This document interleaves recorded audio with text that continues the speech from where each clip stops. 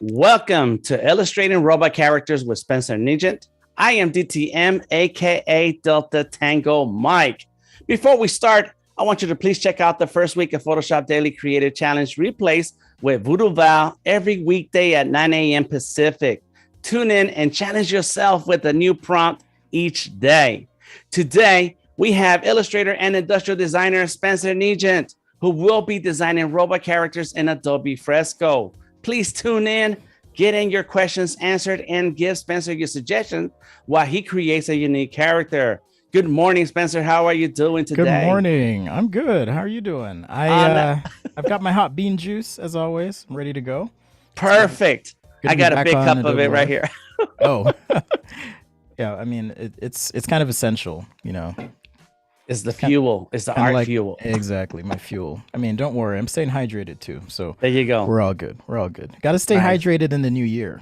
You do. Especially when you have all that brain power and that creativity flowing everywhere. You need to stay in the moment and continue to create beautiful things. Tell us about what you're going to work on today. You got to stay fresh. Well, you know, if you've tuned into Behance before, Behance with Adobe Live before, I like to improvise. I like to work with the audience. So I'm just going to be drawing a robot character or two with input from the audience and talking a little bit about my process, how I use the app, how I think about developing a character. Most of the time I do these kind of things in my sketchbook, but it's always fun to do, you know, some character design. By day, like you mentioned, I'm an industrial designer, but it's also hard to kind of say exactly what I do. I make a lot of things, I sketch, I get into trouble, and of course I stream. So this is my website here, sketchaday.com. Feel free to check it out. There's tons of resources, links to videos as well. I've got a YouTube channel, resources, access to tutoring and workshops. And like I said, sometimes I make stuff. I actually have an online shop where I sell some of my creations, some recycled glass things, as well as these lamps. So that's kind of been my little pet project on the side that I've been working on. And of course, you can check out my Instagram, Sketchaday. This was a fun little Christmas project that I worked on. Recently acquired a few 3D printers. This is not going to pull up. Recently acquired a few 3D printers and was able to do a few characters for some friends. Wow. Yeah, so those were pretty fun. And last but not least, I released a book last year on digital sketching. Just to if you're new to it, if you're trying to get into it, it's available on Amazon. Just search for Spencer Nugent. That's the easiest way to find it. Available on Amazon. Check it out. There's also a PDF available on my website. So just going full speed with creating content, making designs, selling stuff. That's what I do. So and of course drawing. And drawing. That's awesome. That is a lot. Oh, I know. I'm sweating. and you find time to sleep, huh? You're somewhere in there. You find time to sleep. Here and there. I'm a full-time single dad too. And, you know, very cool. That's probably my most important work in creation. Of course. You know, I find time to do the other stuff. Nice. Well, that's super awesome. Please go check out some of those links and catch up with Spencer's work. Big ups to Sam, Steve joining us in the chat. Clever, how you doing? General Kenobi, very cool name. Andreas, everyone joining us in the chat. Thank you. And of course, Waiter Cuff is handling the chat duty. So go ahead and drop in your comments in the chat and we will get the questions that come up and ask Spencer any questions that you guys drop into the chat. And if not, do check out some of the links that Waiter Cuff is sharing here in the chat. Cool. This is awesome work. I admire your work. I admire everything you've been doing for the past few years. I want to grow up to be like you one day. And keep it going, man. That's super awesome. You were generous, my friend. You were generous. Thank you. Thank you. So robots, huh? We're gonna do some robots that's today. What we're gonna do. So I'm gonna kind of skew this a little bit more toward beginners. I hope that's okay. So I'm gonna explain a lot of my process and the app as well. If you haven't tried Adobe Fresco, be sure to check it out. Yes.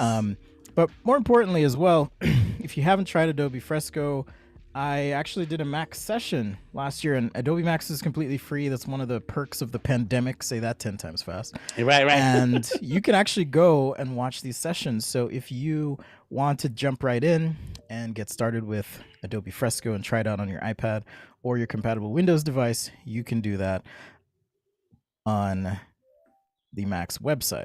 So Yes. be sure to check that out. So as always, I like to kind of start with warm-ups. Again, if you've seen me before, it's kind of what I do.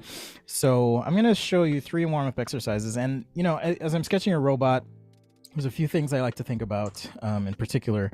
If it's a character, you know, who is this character? Why do they exist? What are they doing? It's a lot like the design process. You know, if you're designing an object, what is it? What does it do? Why does it exist? But more importantly, a robot specifically has components that are going to be geometric, that are going to be made of rational parts. So being able to sketch things like straight lines, circles, ellipses are kind of the foundational warm-up that I tend to do as an illustrator. So to start, what I like to do is just put 2 points on the canvas. This is the canvas in Adobe Fresco. Think of it like a piece of paper, okay? In fact, one of the nice things about the iPad Pro is it is about the size of a piece of paper. So if you're used to drawing on paper like I am, and you're trying to make the switch, it's a good device to kind of get started on. All right. So make a couple dots on either side of the paper. And, you know, when I was starting out to draw, I'm actually from a math background, believe it or not, math, science, computer science, and physics. And I had to teach myself how to see objects in the real world and break them down so I could understand. So these warm-ups are really, really important. So when I started out, I would always have these 2 rows of dots, for example. So you kind of, I'm not able to show you here, but I'm hovering. Actually, let me turn one thing on. I totally forgot. Yes. Sorry, guys. I'm going to go into my app settings here, and I'm going to do a little behind the scenes stuff, tap input. If you're ever presenting something in Fresco, this is really cool. You can turn on the touch input. Gotta have that. Yeah, show touches. Yeah. So now you can see where I'm on the screen, right? So normally I would hover over the iPad and I would pretend to draw the line before I draw the line, but you can't really see that. So it's kind of like moving my arm like this over the iPad. Okay. And I'm going to do that a couple times and then draw my straight line. Okay. The goal is to kind of start and stop, be very quick, and draw that straight line. That's interesting. I don't do warm-ups anymore. I just go ahead and start drawing and sketching a lot of rough drafts. You're that good. No, and maybe I need to do this so I can get better. You know, you were telling me, hey, I hope I can grow up to be like you. I'm like, man, I hope I grow up to be like Delta Tango Mike now, because he doesn't even warm up. No warm-ups. Let's go, body. You can do it. So yeah, I'll do a couple pages of this, a couple layers, but I'll go ahead and hide this. I'm not going to go through the whole thing, but first thing, lines.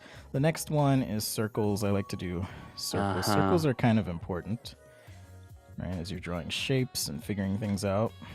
And I think as you do that more and more every time when you start, you also get acclimated to the size of the screen, the way your pencil or pen moves on the glass. And so you not only warm up your creative muscles, you also warm up your muscle memory muscles, or your muscle memory. That's a really good point. And sometimes I will do a warm up sketch. I'm just giving you a hard time, but as you said, it's like you might be sitting in a different position. For example, I like to, let me move my camera a little bit. I like to work in bed. Don't tell everyone that. But actually, I'm resolving this year to work at my desk more. Yeah. I have I have this Mac Pro computer and I hardly use it. I'm like, why did I do that? But warming up kind of helps you get used to how you might be seated, how you might be positioned. Right. And yeah, like Wade saying in the chat, getting those art muscles ready. Art muscles. That's right. What I'm looking for in my warm-up exercise for the second one is, can I get a circle, something that is proportionally reasonably equal all the way around. And then I know I'm kind of warm. All right. Especially, I mean, I don't know if you work out. I work out. So if I go and I'm lifting heavy weights and then I come back to draw, sometimes I'm a little shaky. So the warm up kind of helps me just chill out a little bit and relax before I get started. All right. You push up that adrenaline and then calm down. Exactly. Gotta be like, all right, nice and easy, nice and there you zen. go. That's good. Good exercise. The other thing I want to mention is Adobe Fresco comes with awesome brushes. So even, you know, you may have favorite artists. I don't know if you have your own brush set, Delta Tango Mike, but I do. But even then, the brushes that come with Fresco are really great, right? So I'm just using the default pencil, right? There's no magic here. It's just the default pencil to start. Yes. So you do have your own brushes, huh? I'm into Fresco brushes, so I don't necessarily have my own brushes. I mean, I use vector brushes a lot because my artwork, I tend to take it out into Illustrator. So the vector brushes are the best. So I don't use all the other custom stuff, and I admire anybody who does. So yes. Okay, you're not on Team Kyle Webster, I should say. I love Kyle. I love Kyle, and I love his brushes. Yeah, I do too. And so I do have a few that I have made favorites, and I got the mega pack installed in my Fresco, and but at the end of the day, I finish in vector. Oh, okay. Yeah, I do vector from time to time. I should show you guys maybe at the end of the show one of my vector creations.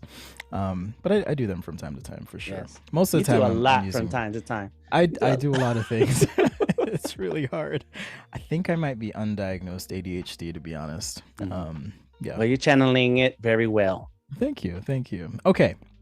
So you may have noticed I sketched a few parallel lines here. What I'm going to do is draw some ellipses because in effect, an ellipse is a circle in perspective, like the top of my coffee mug here. Let's see if I can get that so you can see it without spilling. There you go. Right. So the top of this is a circle, and if I view it at an angle, it's an ellipse. It's a really cool part of perspective. So because I draw in perspective, I like to kind of warm up with those ellipses. All right. So what I'm going to do is start with, kind of narrow here. And same thing, just kind of hover over my canvas. And then when I'm ready, I'll draw that ellipse. Kind of open these up. Do you turn the iPad at any moment on your desk while you're doing this? Or are you just twisting your wrist? I don't turn my iPad. No, that's it. Yeah, I'm weird. I'll rotate the canvas. Even when I'm using a Wacom tablet, I'll rotate the canvas. I think part of it is I learned to draw digitally. Do you remember those Intuos tablets? Yes. Without the screen. So I learned on I think it was a 16 or 24-inch Intuos. And it's interesting because it wires your brain to be able to draw without actually like looking at what you're doing. Yes. in this kind of weird way. Right. So part of that was you couldn't rotate those because it messed up everything. Right. You remember that? Yes, because because the screen has to match the tablet. Yes. Wherever you tap on the tablet is it matches the screen, and so I can never get it right. Exactly. I'm surprised. I got really good at it. So I got really good at it, and so I was. It's just a force of habit. That's how I do it. So okay. I always rotate the canvas. Yeah. So now you're moving the canvas around, which is good. Yeah. And yeah, because I wanna be able to draw what I want to draw without giving my hand that unnatural angle and twist. And so rotating the canvas is my thing. And if you don't rotate a canvas, then rotate the iPad. Yeah, I mean, you gotta, and you put it so eloquently in that, it's about like rotating the work, so you don't have to rotate yourself and make yourself uncomfortable. It actually makes it harder to draw if you don't do that. Right. So. Yes. Yeah. Or stand up and walk around the other side of the desk. Yeah, there's that too. I mean, sometimes you have to do what you got to do, right? That's right. I skipped a few steps in this, but what I normally would do is, if I see that this is progressing too quickly, then I'll do another row and kind of correct. Again, the idea being I'm just going through a progression. If these were coffee lids mine, I might have two ellipses and maybe a little opening here. Wow. You can kind of see in 3D how that might change. We're seeing a little bit more of the spout here as opposed to something like this one where we just see a little bit. That's really maybe deep. Right. So it's a good way to kind of get your brain right when it comes to perspective, and you can almost feel the rotation in terms of point of view. Right. That's how the cup looks when you're drinking. It's kind of sideways, and then you tilt it up to you. And exactly. In the chat, we got some folks saying it reminds me of my technical illustration days seeing this. And I practiced these circles and lines last week and different vanishing point with a cube on paper. So nice. Yeah, these are some of the exercises that we see in many different ways. Yeah, like I said, I came from a technical kind of engineering background, and so a lot of what I do is technical in nature. By virtue of designing products, but also it just helps me understand when I can break things down. Yeah. All right. So like any good product designer or designer, as a matter of fact, you want to think about a few things as you're designing something. And today, if we're doing, some sort of robot character, and chat, I am open to your suggestions, so feel free to drop stuff in. But if I'm doing a character, right, or a product, we'll just make a comparison here. There you go. Drop in your suggestions in the chat. I want to think about what it is, right? What it is, and that could entail, function and aesthetic. But in part, pro tip, if you want to undo in Fresco, just 2 fingers on the screen. Let's see, can you see those? Yeah. Yep. 2 fingers on the screen. If you want to redo, 3 fingers on the screen. Okay. That's right. So what is the product? What's its function? And what does it look like? Okay. And that's going to be informed by a few things, but ultimately what that's going to do is give some context to what the thing is. Okay. It does a certain thing. It looks a certain way. And that context actually is informed by who is going to be, who or what is going to be benefited by that product. Okay. So all of that to say, if I'm doing a character, I want to think about, okay, what's this character, right? What is it doing, right? So what does it do? And what it does might inform what it looks like. What does it look like? Yeah, I can't spell today. Yes. But this is a great outline to keep in mind for just about any character drawing or thing, like it's a product, because you have to think of the functions and things that it can do in real life. And as your mind explores those ideas, boom, the rest of what it looks like is going to fall into place. I like that. Not the most cogent or concise visual explanation here, because again, I think my brain is just all over the place. But the things I think about, the important thing here is, what is the thing? Where does it live? Why does it exist? And who does it benefit? And all those things are kind of influencing the product. In the case of a character, hey, what does it do? Why does it do the things it does? What does it look like? Where did it come from? Where does it live? So it might be location. I'll just put location, context. Right. I might be thinking of material. We got some suggestions in the chat. Somebody says Voltron. Somebody, that's George. Thank you, George. Daryl says a toaster for a head. A toaster for a head. That sounds actually kind of interesting. I'm going to make a note of that one on my desk here. That's some fresh toast every day, every time you need it. A breakfast bot or something. Oh, yeah. That's a good idea. I like that. I like that. Okay. Toaster for a head. All right. I made a note of that one. So again, these are just things that are kind of floating around in my head that I might be thinking about. I'm just going to shrink this down. Okay. I'll have that here. Now, as far as story, we got a suggestion from the chat. Yes. All right, so we had toaster. I like that. Why would it have a toaster for a head? So that's kind of what I'm thinking about now. It's like, why? And my immediate thought was, well, maybe breakfast. What else do you use a toaster for? I don't know. Breakfast. Wade says, I like a breakfast bot, please. Thank you. So my light went off. Sorry. So maybe it is something that does make breakfast. Or it could be something else. Hold on just a second here. Well, you can always use bread throughout the day, not just breakfast time, but anytime you need a sandwich. A grilled cheese, says Steve. Yes, that's right. A grill with bacon and eggs for a head. Oh no.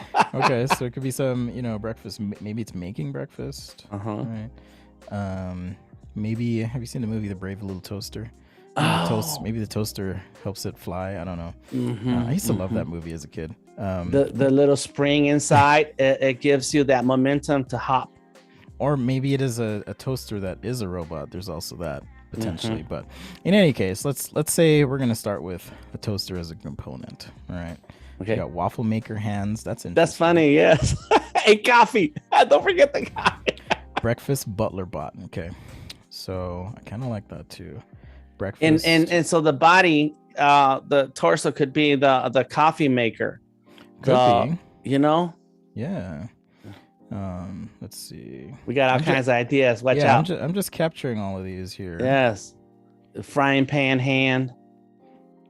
All right. So all of this is kind of what goes into my planning and thought. If you want to be a good designer, you kind of have to know how to edit and what to include and what not to include. Correct. Right. So, taking everything into account leads to maybe a nightmare version of Mr. Potato Head. We don't want that. Right. We don't want a nightmare Mr. Potato Head. We want something that looks good.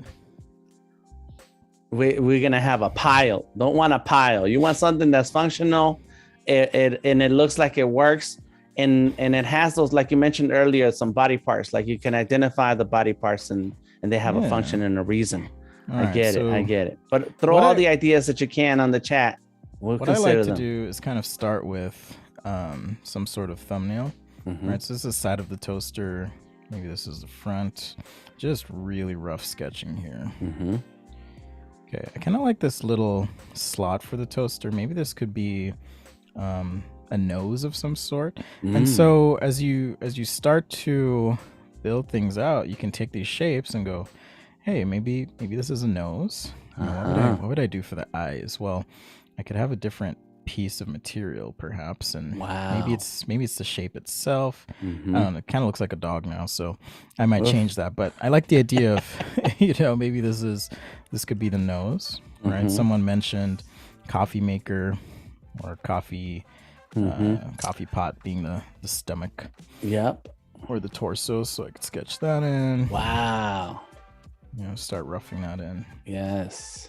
I believe in working very quickly as you can, just to make sure you capture those ideas. Yes. As fast as you can. We're gonna have to have some sort of neck in here, and I'll figure this out as we get into more of our perspective sketch. But yes, I like to kind of work rough. The reason I do this side view, and then we'll kind of do a front and rear 3/4 is it gives you a way to quickly work without thinking about all the challenging stuff up front, perspective, texture, materials, all those things. Okay. I don't think we didn't decide on legs, did we? Or did the chat have anything? I know we had everybody was talking about arms.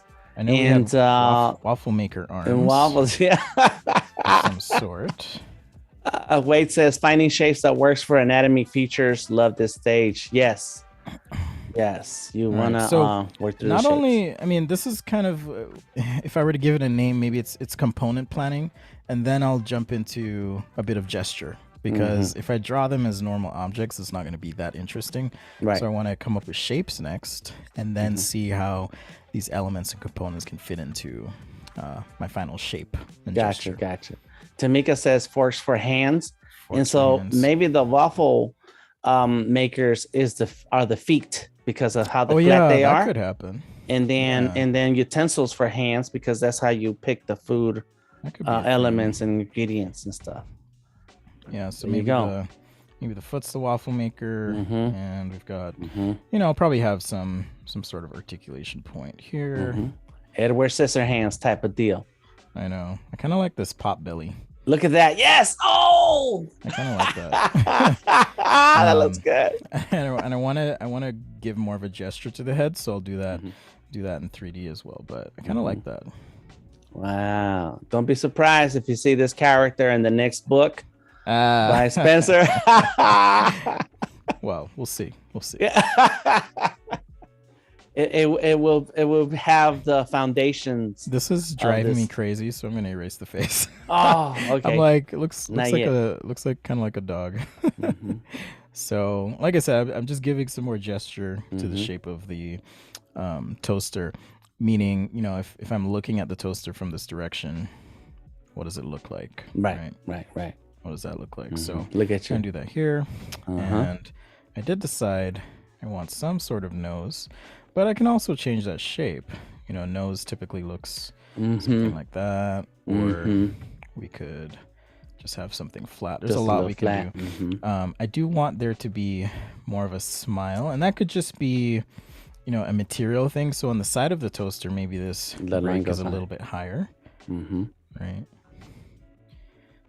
Because in 3D, if I look at that line, it's actually going to rise on the side and then come up to a point, right? But now I have a bit of a smile, something that's maybe a little bit friendlier. Yeah. A happy toaster. Yeah, Happy happy breakfast. toaster. Gotta start the day happy. Exactly. Yes.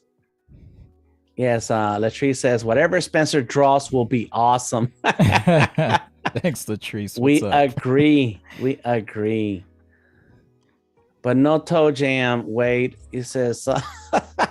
Wait, it says. So the waffles will include with or without the toe jam, without the jam. I know, right? No. I mean, it'd be cool if, I guess there's coffee on the inside here. Little drops. Yeah, there's gonna be some coffee Jumping in out there. when he walks. Look up, look up, look up. I can already hear the sounds of when this robot walks. I'm running out of space, so I'll tweak this in a little bit. Mm-hmm, mm-hmm. So one of the cool things you can do in Fresco as well, that you really just it's really hard to do on paper, are things like editing after the fact. So there's a little button here. Let's see. Let me cancel this. 1, 2, 3, 4, 5, 6, 7 down. It's a little lasso tool. You can actually tap on it. You can paint your selection. You can make a rectangular selection or circle. More often than not, I have the lasso enabled, and that just means I can draw this little line. And once I complete this line, boom, I now have the marching ants that you might be familiar with if you've used something like Adobe Photoshop or other apps that have a similar function. And now when I tap on the icon just above the lasso, I have a manipulator box, and it has, let's see, I always forget how many points, 369 points that you can use. I can rotate my selection, or I can proportionally scale that down, like so. Or if I want to skew it, make it more narrow or wider. Yeah. I kind of like it a little wider. So sometimes as well, you may sketch something and you want to give it a bit more body or more of a gesture, more of a fun feel. You can actually intentionally distort things if you want. And that can kind of help get you a bit closer to what you're after. Right? Yes. So scaling this down, the reason I was doing this is so that I would have, just make sure you hit deselect and select your brush, is I wanted some room to draw these waffle maker legs. There you go. Right, Get them in there. Simple shape for now. We got Fairy says, I haven't had any coffee today. Why? You need to go get it. Well, wait after the stream. You can have some coffee after. The stream can be your mental coffee. There you go. Oh, mental coffee. Mental coffee. You just full of good little sayings. That's good. I like that. So yeah, maybe the fork. I like the fork hands. It's kind of a good way to use those. Got our little pot belly here. You do rough sketching much, or you all the time? The time. I love spending several layers of rough sketches before I even finalize my idea, because you discover a lot when you sketch. Well, it is Adobe Live, so I'm gonna move quick today. Oh yeah. I have a bad habit of running out of time at the end, so I'm trying to make sure I don't run out of time today. All right. You got 20 whole minutes left. No, I'm just playing. I hope not. I hope not. Usually, I like to have a finished version somewhere sitting in a hiding in a layer. Well, that way. Since I improvise everything, I don't ever do that. Live dangerous. I get it. Exactly. All right, let's just do a quick rough perspective sketch here. Um, so what that means basically is I'm thinking about, let's say, a box. All right, something like this. Okay, and this touches on concept of point of view. If you want to go more in depth, highly recommend. I'm Wow. gonna plug myself here. Check out my YouTube channel, but specifically go to sketchday.com/videos, and you'll be able to find videos that kind of explain concepts in perspective, like how these lines taper back. But having this set up, and I don't always draw a box to get me ready to draw, but rather I think about it in my head. Okay, what's closer to me and what's gonna appear larger, and what's further away from me and what's gonna appear smaller. But this just gives me something to work with in terms of placement of my little toaster bot here. Yes. And so that's how we get clean design and beautiful work when you plan it ahead of time. Me, I just start sketching. And sometimes it works and sometimes you have to fight the drawing. And I get it now. I get what I need to do. I'm glad I'm here. I'm learning stuff. Well, I learned that to be really good, I shouldn't do warm-up sketches or warm-up lines. I should do a warm-up sketch like you. Right. There you go. We're learning together. Yes. Vasisht says, completely agree. Ideas change along time while sketching. And that's true. The more you sketch through the idea, the more you'll see things, the clearer you'll see things, and you'll decide on one route or the other. Yeah. So all of this is really just, trying to figure out and plan placement, but also as I do this, I may change something, totally fine. I may even change the way the perspective goes. So I could draw another box and say, well, I want more of the front of the robot to be facing me. So I'm going to have now a box that's something like this. All right. And if that's confusing, that's okay. You can always tap on the layer, or actually tap on this little icon with the sliders, and that's going to give you an opportunity to change the opacity of a layer, right? Or if you want to turn the layer on and off, there's a little eyeball there. So I can now focus on the new box that I sketched, and even lower the opacity so that when I'm actually drawing on a new layer, that will be my focus. One thing I did neglect to mention for those that are new to digital sketching is you do have the opportunity to use layers, and that's a great way to kind of organize your thoughts and organize your process a little bit. So you may have noticed that I keep adding layers to my work here, and this just allows me to move things around. If I want to take these side view sketches and scale them down so I have more room, I can do that. Or if I want to move it over or whatever I want to do, that just means that I have flexibility in what I'm doing. You can't think of it that way. All right, I'm going to show you another way that I like to sketch. Sorry, I cut you off there, Mike. No, it's okay. I was gonna say I support layers. The using of layers is just a limited amount of sheets of paper in one drawing. That's it. All right, so there's my first ellipse again. That's why I warm up with those techniques. All right. The other thing I'm trying to think about is where my center line is. I did make a little boo-boo there, so I'm gonna fix that. Center line is going to tell you, the further away you are from that line, and the center line is effectively where these lines in perspective might meet a horizon line. Again, if you get lost, you can check out those videos that'll explain some of those concepts. But the further away I'm from that line, okay, the more rotation or more of an angle there is to that ellipse. So I'm going to have a bigger ellipse. But I'm pretty close to that line, so I'm tightening up the bottom of my little coffee maker here. And I've got these arms. Again, this is not my gesture drawing yet, right? We're just kind of figuring out what this might look like in perspective. Yeah. So this technique I like to use is a bit of, I kind of stole or borrowed it from animation, in the sense that sometimes if you look at animators who draw, you'll notice that they draw with red and blue pencils. All right, it's a quick way for you to kind of layer your work as you go. All All right, so I can draw with the blue pencil. I'm gonna turn off this layer now. Draw with the blue pencil here.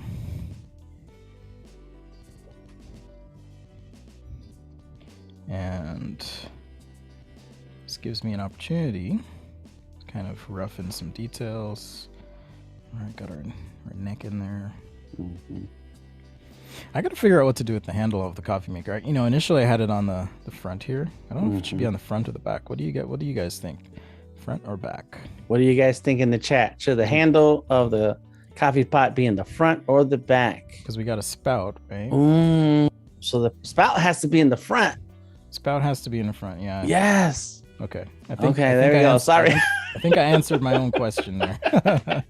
It has to be in the opposite of the handle. So yeah. I answered my own question. All right, I'll figure out some of these details in a bit. There it goes. Be looking beautiful. Do you ever draw left to right and then kind of forget which side is which? Right. In the case of this leg, right, there's a center line, and I'm drawing the inside of this leg on this side. So I can't just draw the same thing or it will look weird. You know what I mean? Yeah. And sometimes you do want to sit there and draw an extra little bit of detail just to show that is the inside of the leg, and it's going to be different than the outside of the leg to help visualize that when people are looking at it. Yeah. Yes. All right. So again, because this is on its own layer. Now I drew some other stuff here. I did a boo-boo. Okay. So if you are working with layers, the other thing that you got to do or be aware of is making sure that you're tracking what you're doing. Sometimes I'll just go so fast that I forget, what's where. And before you know it, I've got some blue over here. So I just cut that sketch, and now I'm going to paste. Boom. So now it's isolated again. Yes. Let's rotate. Actually, I'm going to show you a little trick in a little bit here. So I'll just finish sketching out. Oops. Nice. Like I said, make sure you select your brush. Yes. When you're done with that selection tool. You're live, so you're kind of moving fast, and sometimes easy to miss a step. That's all. Yeah, I mean, I just forget. Like I said, I think I have undiagnosed ADHD. Pretty convinced. 30-something years later. Right. Well, it's part of the practice. We have a question in the chat. I want to, and then everyone who responded in the chat did say the back, so we're right on target with the suggestions here. But the question is regarding perspective. At times I can draw objects in 2D, but I feel hard to change it to perspective. What are your ways to get over that issue? So I don't know if you caught the beginning, but one of the helpful things you can do is taking the time to figure out what your object or your design, whatever you're doing, looks like. This is the side view, for example, and the front. And if we want to take a step further, we could also draw some sort of top view. That's not shown. But that's going to help you at least understand what the parts are. And then with perspective, it's about, let me switch to a red pencil now, and I'm going to do this on the same layer. With perspective, it's about thinking, okay, I have these lines, and a good way to observe perspective in real life is to put my arrow on the wrong side. You can kind of see these lines all look like they're going to converge to a certain point. All right. That means they're gonna hit a horizon line. Okay, that's a little bit technical, but again, you can check out my website. I got tons of resources there, and that's kind of the beginnings of understanding perspective. So I think it was Vashish that asked that question. You can practice drawing your standard views first of your object, even if all you can do is draw in those 2 views or 3 views. That's a good place to start. And then you want to jump into doing basic simple shapes as practice: cubes, cones, spheres, pyramids. At least that's what's worked for me in terms of understanding. But seriously, you can learn so much if you just take some time and open your eyes and observe things around you. Super, super easy. Open your eyes. Yes. Oh, for And real. Sometimes people ask me, "Hey, how do you draw Chrome?" And I'm like, "Well, go use a public restroom and pay attention to the reflections in those pipes, and you'll start to figure it out." That's right. And that's what we're doing. We're using inspiration from our world around us and bringing it into the page. And so being observant is helpful, but also to add to that answer is that you did show us the cube. You drew out the cube to show where the character is going to stand. And so that helped the perspective. And Ferry had a great explanation in the chat about perspective and how the horizon line allows you to see the shape that you then create the robot in. So absolutely. Yes. So what I'm doing now is I'm actually taking pieces of this rough sketch, which is another thing I like to do. One, to save time, and two, so you don't have to redraw everything. So if you're not satisfied with a part of your rough sketch, right, you can actually make a selection, tap, and I'm going to hit cut, make a new layer, and then just paste that. All right, so I'm going to focus on these 3 areas of my sketch. And what I can do is, like, if I'm thinking, you know what, I kind of want this, the pot belly. We call it the pot belly. I want the pot belly to be a little bit bigger. Like, I want to exaggerate that. Well, I can scale it up. I can rotate it, right? If I want it to be a little tighter left to right, or if I want it to be wider, we can do that too. So those are things you can play with. And again, this is just a rough sketch. Or let's say we want the legs to be a little shorter. I can move that down.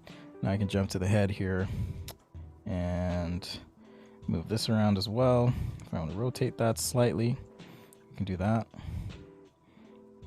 Okay, we can't do everything though. Like, I can't rotate the head as if it's 3D, but I can make little moves that will kind of help me change the nature of this, so it feels a little bit better. In fact, one of the things I'm noticing is in my thumbnail here, the head was a little bit bigger and exaggerated, and that's something we liked. So I can go ahead and do that. I don't know. The little head was good. The big head is nice. It's a cute character. Either way. I want it to be a little cuter. I didn't want there to be a menacing face. So I'm going to make the toaster head a little bigger here. Maybe stick off the back a little bit. Right.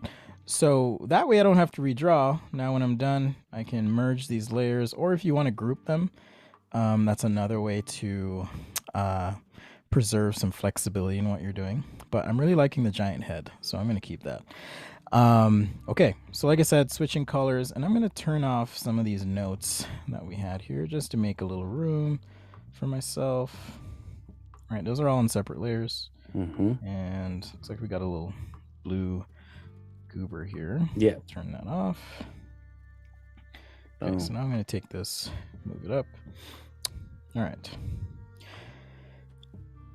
So what I want to do now, I'm going to save the other space here just in the interest of time. I think we're going to need that. So again, normally I would figure out kind of the pieces, the schematics, and get a little bit tighter and then jump into gesture. But even if I'm doing something new, it doesn't matter what I'm drawing. There are 2 things I often do.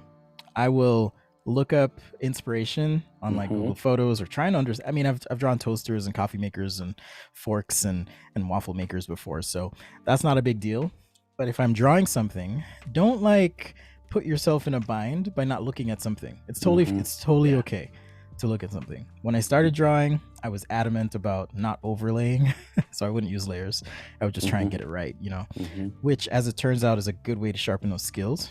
But at the same time, it wasted a lot of time. So I learned to use overlays and also look up reference as a way to kind of help me get there quicker. Yes. All right. So now I'm going to try and be a little bit more gestured here. Very cool. You are watching Robot Characters with Spencer Nugent on Adobe Live. Just a little looser. It's looking good so far. So I got some slots on the top. Got our smile here. I'm kind of exaggerating that. This is the center line. What this does for me anyways is it helps me understand what the shapes are going to be, so that when I start to add color, and believe it or not, color is the easiest part for me. I'm more of a line artist. I do that quite a bit. Lines, whether it's with pencil or what have you. That's the easy part for me. So if I just have these lines on the surface, it kind of tells me what's going to happen in terms of the light in my scene. For example, this would be a highlight, right? And now I'm going to have some shade here. So I like to do that sometimes just in terms of planning. Since this is a robot, I'm going to start adding some components, right? This thing needs to be able to move. So I want to have some breaks. Yeah. And how this is made up. Look at that. Very cool. So again, Yes. I was just gonna say the color is the hardest part for me because shadows and highlights is easy, but like what color combinations are gonna work best. And so I like the line work. Give me the line work all day. I'll do lines all day. Yeah, we're gonna switch it up and start painting in a bit. So oh wow. this is all just planning it out, right? Yes. Very cool, very nice. Do drop some questions and comments in the chat. We are answering, and Steve says you can perhaps have the feet can be combo devices. Waffle iron on the top, dust buster on the bottom for scooping up those crumbs. There's definitely gonna be crumbs. There would be crumbs for sure. All right, now you want a butler and a breakfast robot. Yeah. So depending on the type of robot you're doing or character, you may want to, like in this case, this is probably something that, again, thinking about context, where does this thing live? Why does it exist? What's this doing? If it's in the home, you don't want exposed mechanical joints and all that. So this is, well, a fast way of doing articulation points and so forth. But if I were doing something more for like a TV show or movie concept of a robot, and I wanted something more menacing, for example, I might actually come in here and start to add, little components and wires and stuff. But for our robot, we're not going to do that. We're just going to keep him nice and clean. But I did want to point that out, that sometimes, depending on what you're doing, again, the context is going to kind of help inform how you might approach your design. Very nice. And there you go, adding different elements to the outside and the inside of the leg so that we can tell that those are two different sides. So that's awesome. I like that. If you are watching this on YouTube, please join us on behance.net/Adobe Live, where we can see your comments and answer them here in the live stream, because Spencer is showing off some amazing skills, putting together a robot that has been the ideas come from those of us watching here on Behance. And so you want to get in on this action. Come on through behance.net/Adobe Live. I think that's how these, well, normally with a waffle iron, you kind of have the handle sticking out, but I don't want to do that. So what I'm actually trying to do here is change it so that I've got this piece and this actually goes down. So you could like, let's see, how do I show this? So if I have a line down here, right, there's a little scoop so I can open the waffle iron. So that's what I'm trying to do there. Yeah. One leg could be, right now, just looking at what you drew, I also see a vacuum cleaner. I know, right? If you just throw a little wheel in there. Yes, look at that. Hey, maybe we'll throw some sort of wheel in the back for good measure, right? Sure. This thing if it needs to wheel around or something. It's what's amazing is that you make this process look so easy, and so the ideas just flow. This is awesome.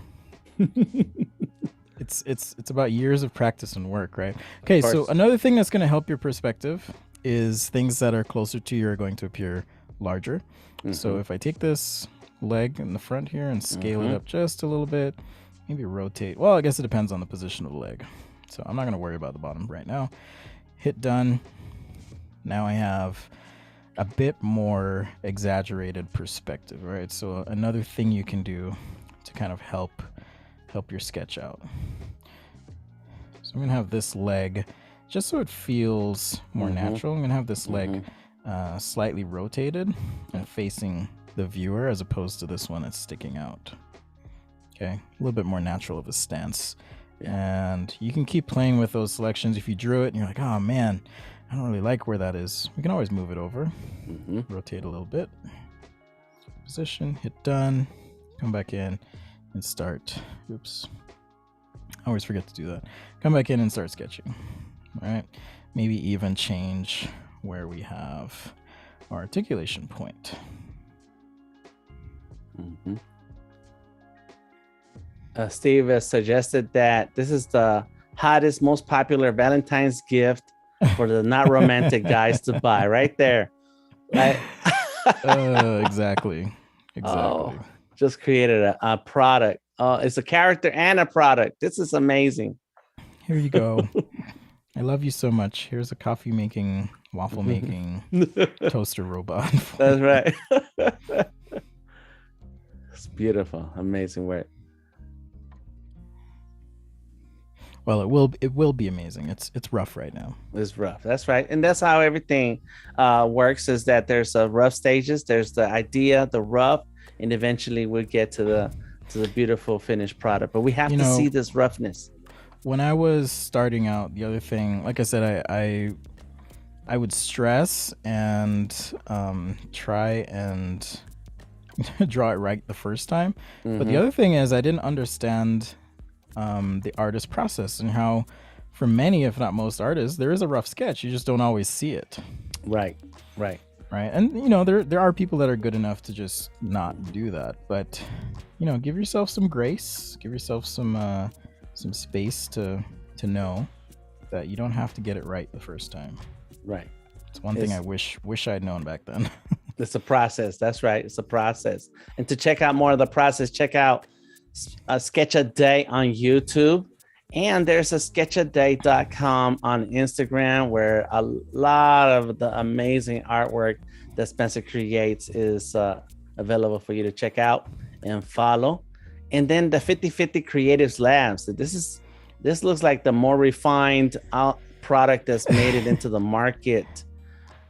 Instagram. Tell us about that. I call it design for mass appreciation rather than mass consumption. One of the conundrums of being a product designer is that many of the products we create are consumed by a lot of people, and they're not always the most thought through, environmentally conscious, responsible things. And so what I'm trying to do is, with some of these I'm using plastics, but they're bioplastics actually, or using natural wood, recycling glass, but creating objects that have a purpose and place in the life of the person that's going to use it. So that's my spiel. That's my thing. And my focus right now is just fine home goods. That's what I'm doing.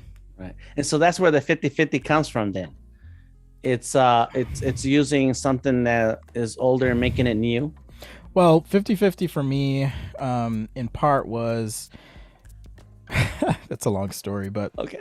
I left my job and I resolved to save half my time for doing projects that I wanted to do, and the other half of the time for doing client work. So that's the origin of the name, but it's since been evolved to encompass a lot of different things as well. Okay.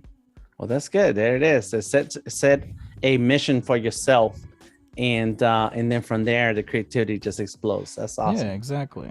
All right, so I'm just roughing in. Did I do this? Okay, I did this on a separate layer. Good. I'm just roughing in a rear 3/4 here, just with some more gestural lines, and again just focusing on shapes. So starting with an ellipse, and you can see it's pointed upwards, and we've got the body that's like so, and our legs have this perspective line and a general direction to them. In fact, if I want, I gotta sneeze here. If I want one of the legs to be a different position, we can do that. So it's more of a stance. But just a rough sketch here to kind of start out.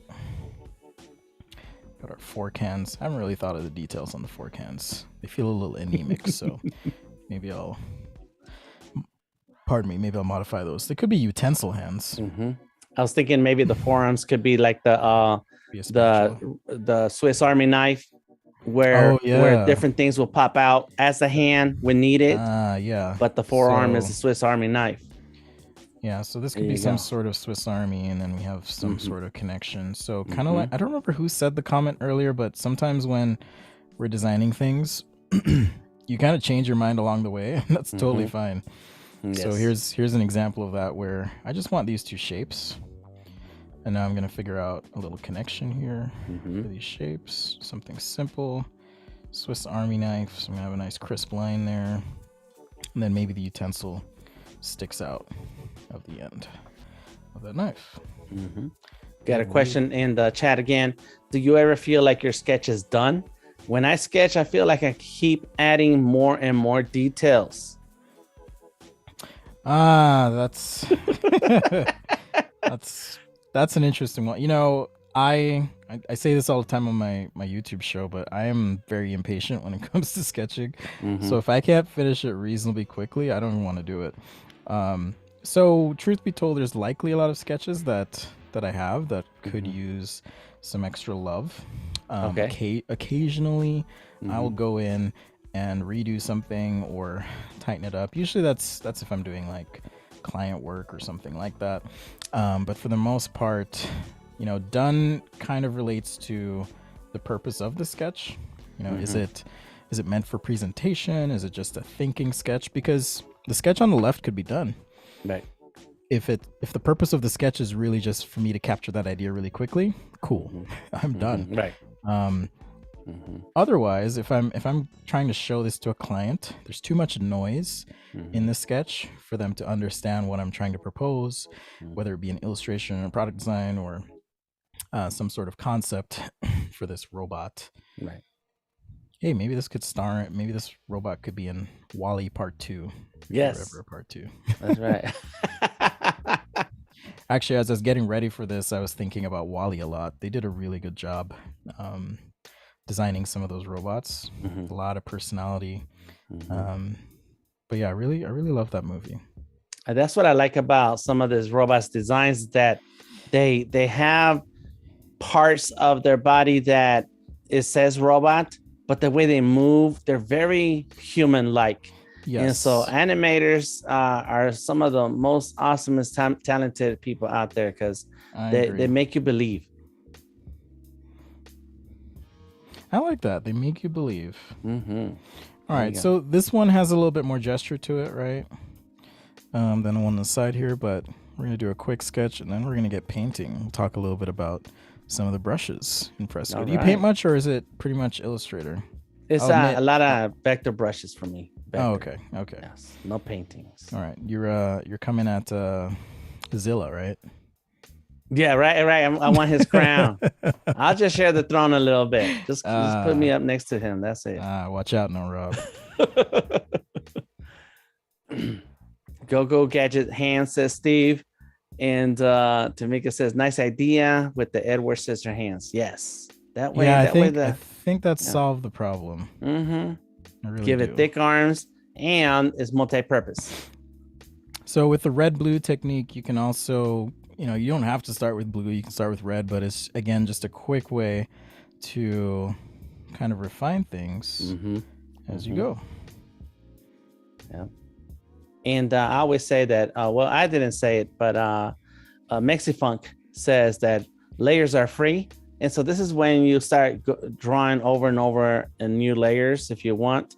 And so that way you can always turn off and on certain parts of the sketch, and you can see what you got, what you have at the moment. If I want to add something and make sense of it, we can do that too. But look at that. Yes. Right, so just maybe adding a little bit of mechanical stuff in here. We don't have to figure it all out because we're going to paint it. And I'll show you a bit of my quick painting technique that I like to use. Yes. So even if you've never, because I'm more of a poser when it comes to painting, I will admit, but I make it work for me. Yeah. That's my whole thing. Work quick. Figure out ways to make it easy. Yeah, I really like the handle in the back. It's very strong. Looks like sturdy and strong. It can carry lots of coffee. Well, maybe it's not just a handle, but maybe it's the battery pack or something for the robot. You know, there's things like that you can repurpose. It doesn't mean that someone actually has to be able to pick this thing up. Sure, that's right. Just using that what's the word, archetype to represent something else functional. Nice. Looking good. Steve says Robo Waffler has some junk in the trunk. It has Yeah. it has some We're extra adding things. add a little cleft there. Just kidding. No, we won't. That's We our won't center add. line. We won't add any details. That's just the center line, guys. Mm-hmm. Mm-hmm. Yeah. But I do like the round Tish. Yeah. Little guy here. Just makes it a little more friendly. Mm-hmm. Hey, everybody joining us in the chat. Welcome to the stream. Big ups to everyone dropping comments in the chat and questions. Appreciate you. RB, Steve, Umakron, Tamika, Basish, welcome, welcome, welcome. And leave a comment, question, suggestion here in the chat. Pavel and Bayola, welcome. If you're watching this on YouTube, please come on through to behance.net/Adobe Live so that we can see your questions and comments in the chat. And check out some of the links that we are sharing so you can catch up on more amazing art by Spencer. He has a YouTube channel, a couple Instagram accounts, and the website, plus some books on Amazon where you can buy his artwork. I was checking out your Behance, Spencer, and it has a couple of portfolio pieces, including sketchbook 1, sketchbook 2, storyboards, and caricatures. So it's like you are all over the place with your art. I love it. I need to be better about updating my Behance, truth be told. That's the intro. Nah, it's okay because that's just the introduction. Follow the links that are on the Behance and you get to see everything. Yeah, it's a little shadow in here. Looks good, says Kaif. Thank you, thank you. I will say thank you. So another little trick for you, for those that are curious. When I'm doing 3/4 views or things like this, one thing I like to do is kind of focus on center line or point of focus, and then, you know, if something is further away from that central point, I tend to do less detail. All right. So, and this is just a little trick in illustration. So something like this hand over here, I'm not going to go through the trouble like I did in this area to get the details, but you know, I'll just kind of have it, and as I paint, I'll kind of just rough something in. So I'm not wasting time thinking about that particular detail. So on the back here, I'm gonna divide this. It's not entirely clear that it's a toaster from the back, but that's why we have a front view. And are you gonna paint both views today? Yes. Yep. What? I mean, it's more of a quick paint, right? Okay. I'll talk about my process and how that goes. All right. For those who've watched me before, you kind of know what's next. But yeah, it's pretty quick. Okay. Very cool. DTM's like, what? What? You're gonna do what? You know, when you've been drawing for, gosh, how long has it been now? 16 plus years. It's you figure out things that just make you work a little faster. Right. Yes. You find your process and workflow that just allows you to move through it. How long ago did you start that sketch a day? I started Sketch a Day in 2008, actually. Wow. I had another website that predated that. Someone stole the domain though, so I won't mention it because I don't want to send traffic there. But sure. It was a big website focused on industrial design sketching, and then decided to give myself a challenge. I said, I'm going to sketch every day of my life, and I doodle something every day. Right. Okay. I don't always post it, but I doodle something every day. Okay. And that became my challenge, which was on that website, which then I thought, you know what, maybe I should turn this into its own thing. So I did, and that's kind of effectively how Sketch a Day was born. So I've been doing that since 2008. Ooh. Yeah. So that daily practice gives you those muscle memory to work through a project pretty swiftly and find that workflow that works for you. Yeah, but I also like to do I'm stubborn, and I like to do things the hard way on purpose. Which You Sure. know, That's part of your exploration. it drives some people crazy. Well, it's like not using, because there is a built-in perspective tool in Fresco, for example, Mm-hmm. but I don't often use it because I want to always stay fresh Mm-hmm. and make sure that I've got the skills, and that I'm Mm-hmm. working on those things. If I always Mm-hmm. use the tools, then I don't want to lose any of my skill or ability there. So Right.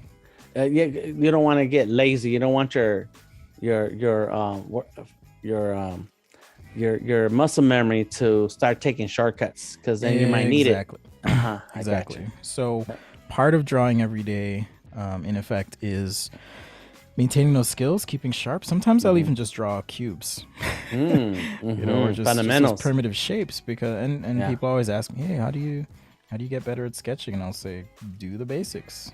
Yes. I mean, draw interesting things too, but you got to be able to do the basics. All right, I'm just gonna rough this in, and then we'll start throwing some color on here. Nice. And so that's great.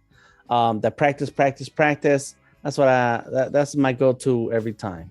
Just practice out some stuff, even if it's Do you something that draw? I've drawn before. Do you draw Just something practice every it. day yourself? I do. I can't help it. I don't do it like you, where I stream it or I post it, but I Yeah, have to draw. I have to sketch, and like you say, pay attention to the world around you. And I'm inspired by everything. Everything and anything is inspiration to me. yeah. When I was growing up, comics were a huge part of Yes. comics and sci-fi. Mm-hmm. I just always loved that stuff. Being creative is like a blessing and a curse. It's a blessing because you're always coming up with creative ideas, but it's also a curse because you're always coming up with creative ideas. I know, I know. Okay, another cool trick in Fresco, just so you guys know, you can always tap on this icon settings. Well, two things.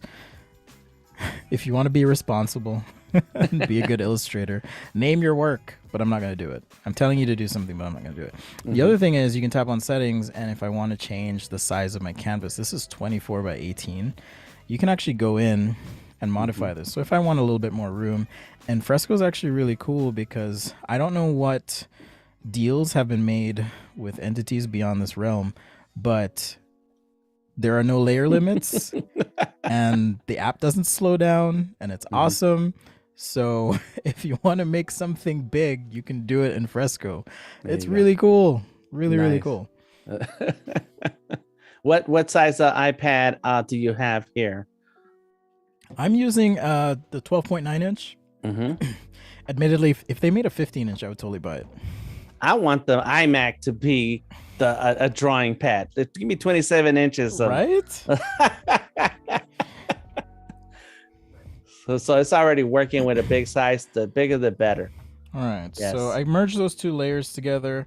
And what I'll just do here is I've got this new layer, and I'm going to create just a wash. And usually I'll use something tonal, maybe a little bit warm here, like a warmish gray yellow. If you want to, when you tap on the color selector here, there's also hue, saturation, brightness sliders if you're used to working that way. Mm-hmm. Be a little bit more orange. Use gray, and we can make it a little bit light. I'm going to drop my saturation. And now I'm going to fill. Now it's going to ask you, do you want to fill with vectors or pixels? I'm going to pick pixels.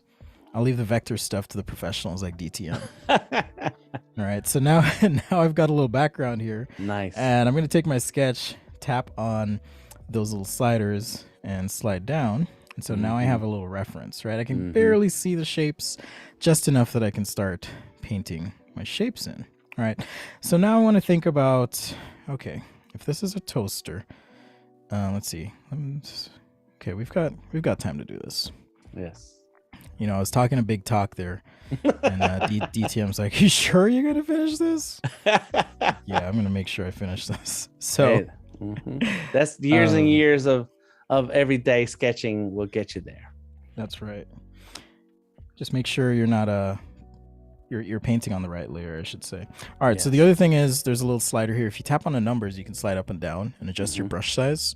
So a little tip for you, just real quick adjustment. Or if you want to tap on it and enter the size, you can do that as well.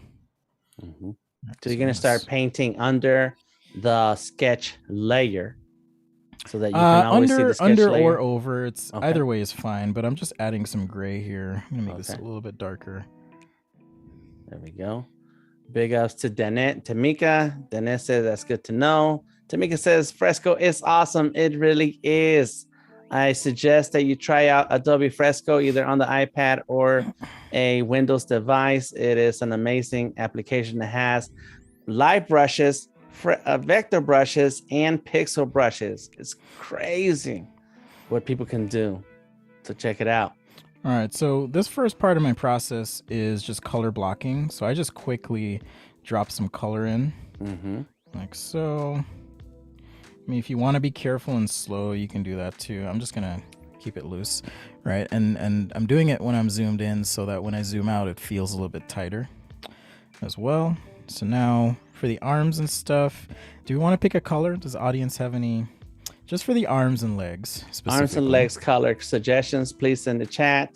I'm gonna go ahead and do my base here of the coffee maker. We could do like a red, a blue, we could do orange, yellow. Bright colors, definitely bright colors to brighten your day with some breakfast.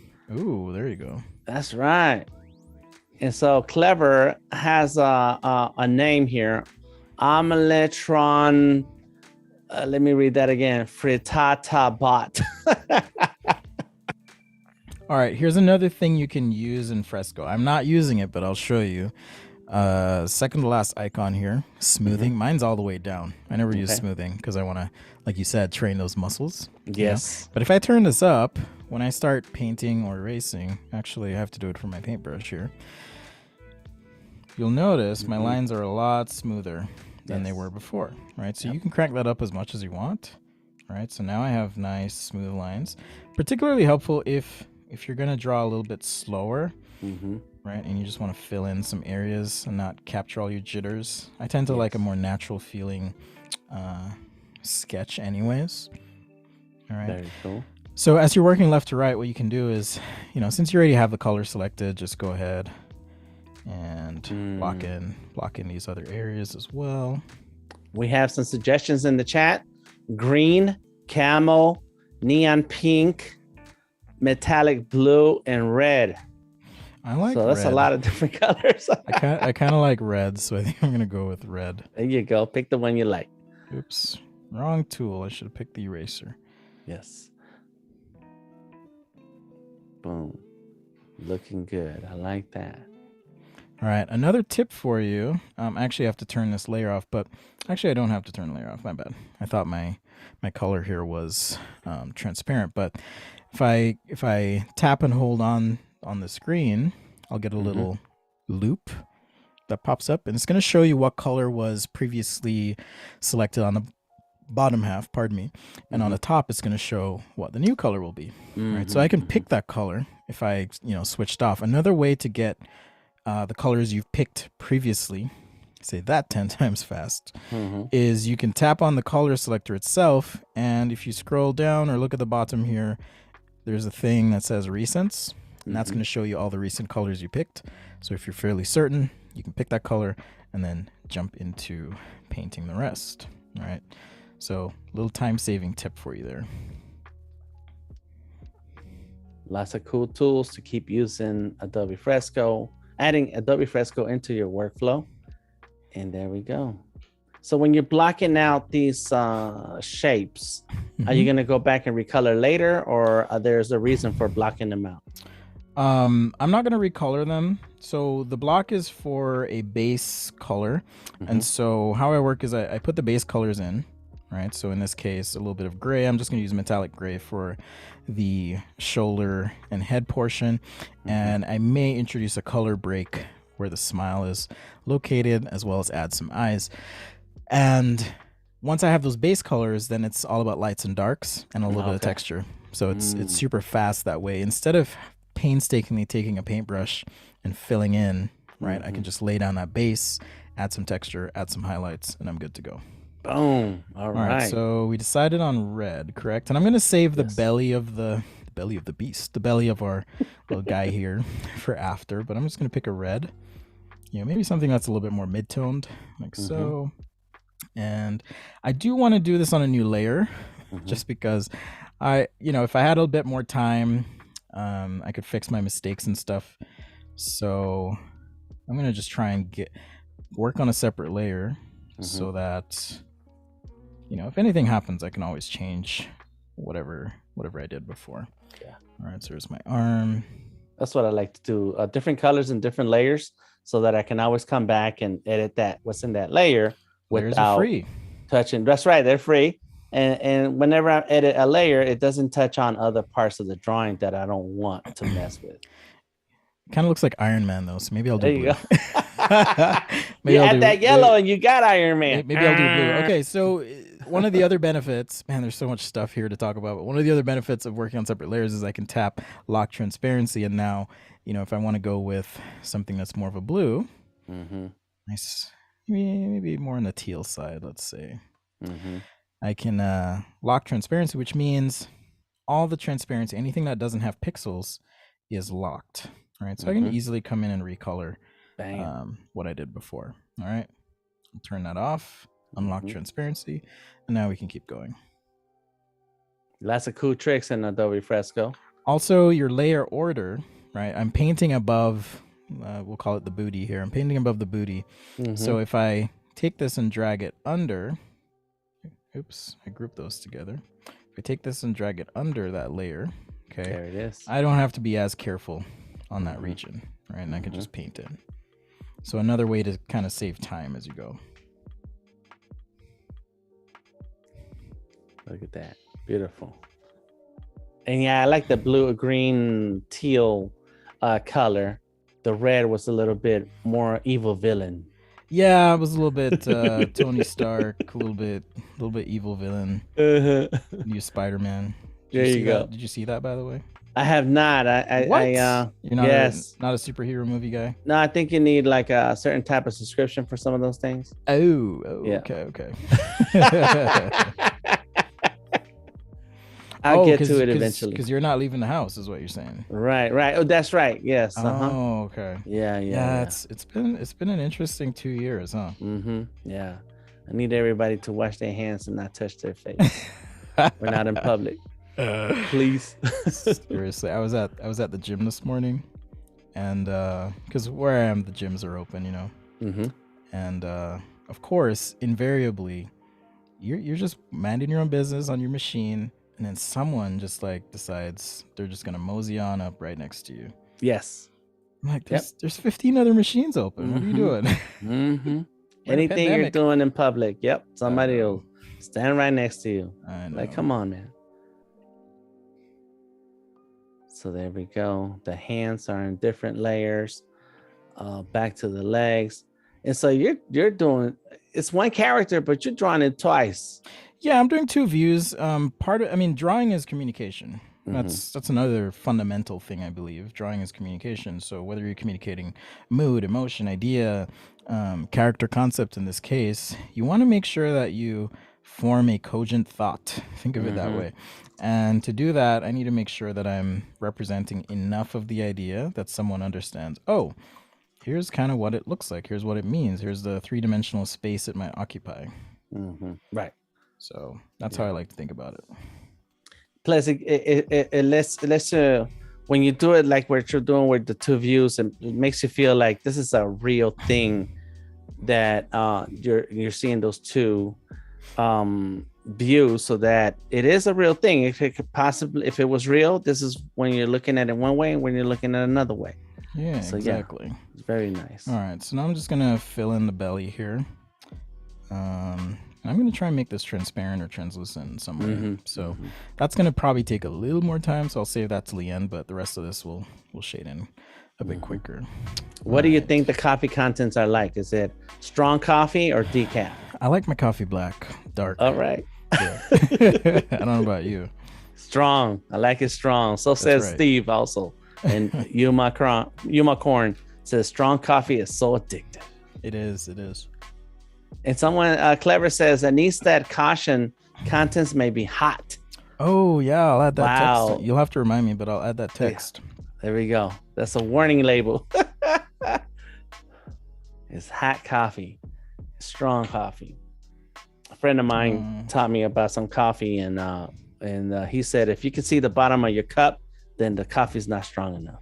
I like that. Okay, so I just locked. I need to delete this layer.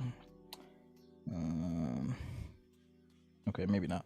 I just locked the transparency here so I can, add some breaks and details.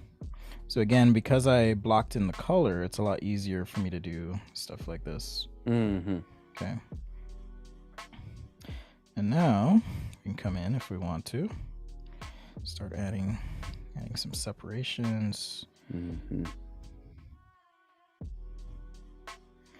And since it's kind of a loose painting, taking a smaller brush with the separate value is another way to add those details you may not have had before. So if you want to come in and add things like that, we can do that. Tamika says that decaf coffee is called tea. Ooh. Decaf? Or decaf? Right. Decaf is tea. It's really just tea. Nice. I go through phases where sometimes it's tea, sometimes it's coffee. Yeah. Sometimes a good tea is just what you need. Nice, warm, colorful, and very delicious water. Boom. Latrice says, I love coffee, but coffee doesn't love me. Ooh. Yeah, let's just say sometimes there can be unwanted results if you drink too much coffee. You gotta find the quality coffee. I buy my beans and then I grind them here at home before. Yeah, I do that too.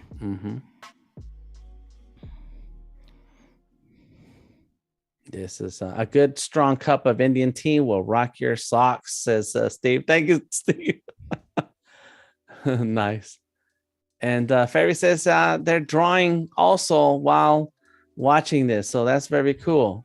That is cool. Thank you. Follow along. Get your Adobe Fresco and start sketching. If I wasn't paying attention to the process here, I would be drawing too. Sometimes I get impatient and I just draw on the same layer. Just keep rolling with it. Which is what I'm doing right now. I might regret this later, but I think I'm settled on the blue, so I'm not going to mind as much.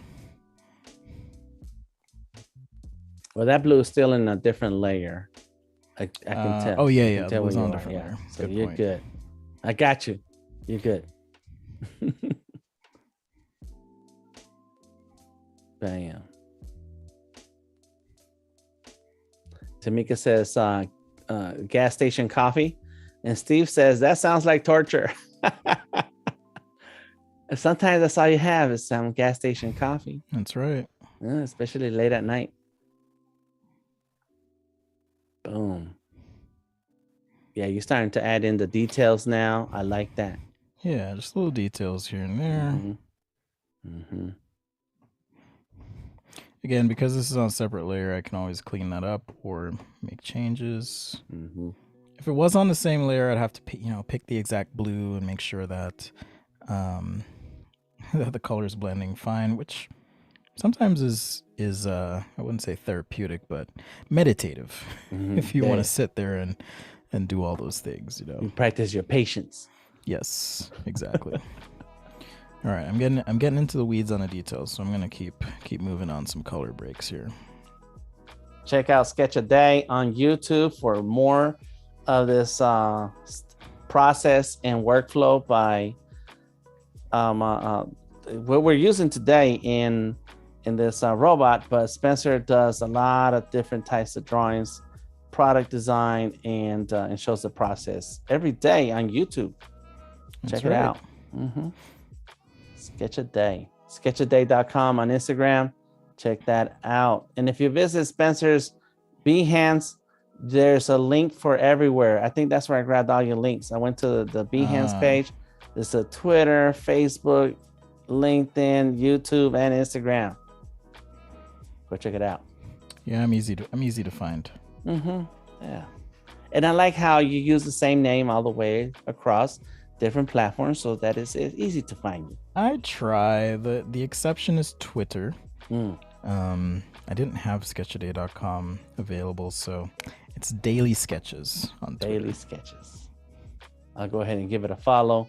I like that. Got the Bob Ross looking picture. Black Ross. That's right. Nice. Very cool. Go check it out. Yeah, my watch just buzzed, so I think that was you. Oh, me. Oh, okay. You got it set to give you a notification? Yeah. All right. There you go. Go ahead and buzz Spencer's watch by going to follow him on Twitter. So we are close to the 25-minute mark of how much time you have left. Oh, okay. Just cool. giving you a heads up. Well, thanks. I appreciate that. Like I said, time always flies on these things, so. Yes, it does. It does. Especially when you're having fun, and we're having fun. I know I am. But then you know, I sign up to do the show, and then I'm like, okay, 2 hours. That's gonna be a long time. So you make all these plans, and then sure enough, when you're having a good time, time flies. So yes. So right now we have another question. I think you mentioned this a little bit, but can you explain a bit on how you manage your layers? How do I manage my layers? So typically what I do is I'll have the color blocking, and you know, if I have sketch lines, that'll be the very top layer. So it'll be the top layer is sketch lines, the next layer is color, and then somewhere in between or on top of all of that, I do my highlights and shadows, and that's pretty much the system. There you go. So just a few layers. When I work with vector, I have a ton of layers because the blending, it doesn't work the way it does with pixels. So you wanna, the more layers with different tones, the more blending you get. Yeah. So if you want to level up, like DTM, do that vector work. If you want to try a different style, yes. There you go. I want to level up like Spencer. This is what I want to do. All right, let's do some coffee in here. I'm going to have to do this on a separate layer because I didn't plan ahead enough. For the copy. Oops. Let's pick like a nice deep brown.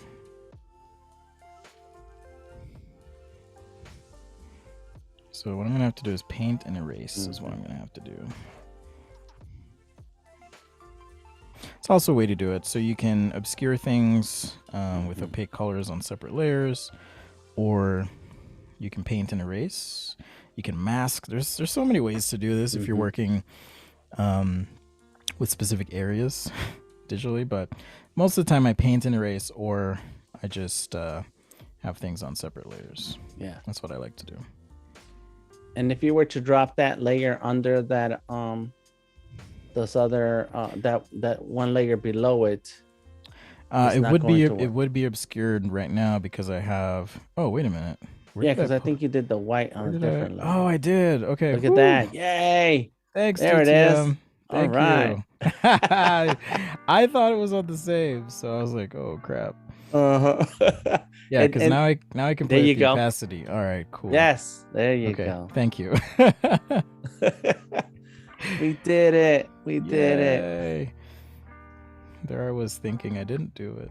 All right, so we got that guy. And so RB says you need to add donuts to make it as donut maker to it. You need to add donut maker. Okay. I need to finish is what I need to do. Yeah. Right. You need a whole kitchen in that case if you want all that. Yeah, because that's not gonna fit in today's stream. That's right. There it is. Boom. Well, you'll actually be surprised. Again, once I have the color blocked in, it's not. It doesn't take that long. Okay. Yeah. There it is, working through all the different bits and pieces. Adding the spout. Nice.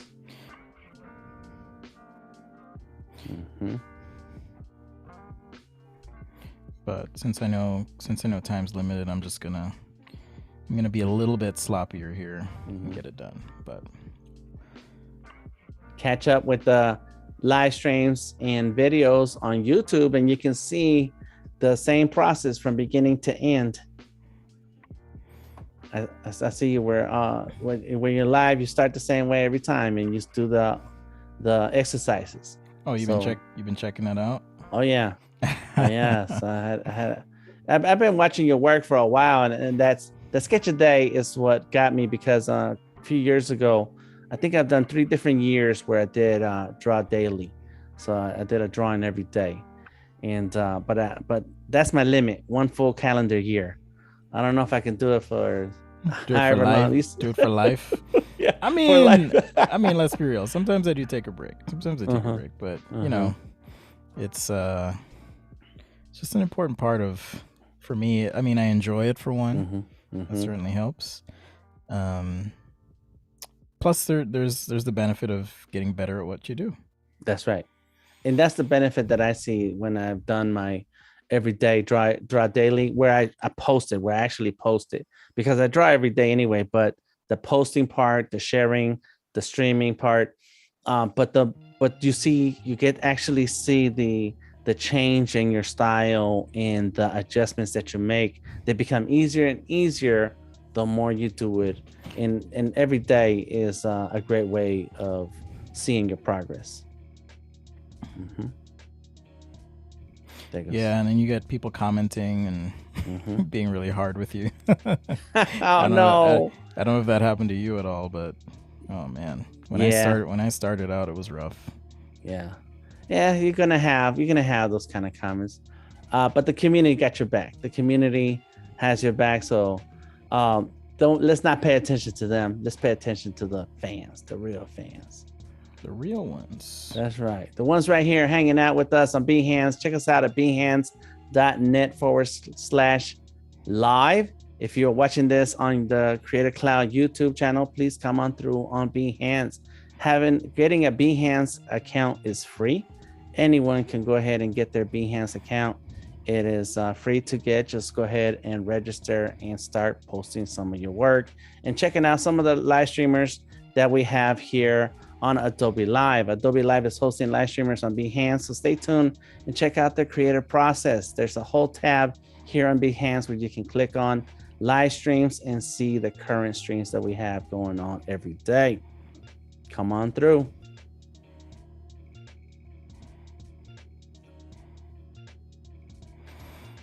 All right, I think I'm in a good spot now, minus a couple things. Just a little cleanup here.